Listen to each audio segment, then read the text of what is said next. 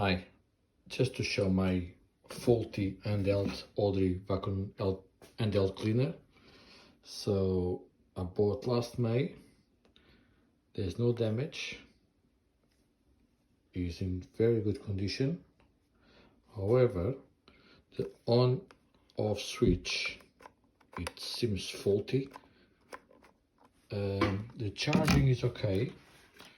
I can actually charge it. So it's supposed to be full charged.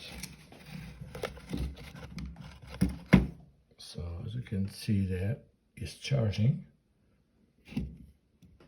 But still, I cannot switch back on. Thank you.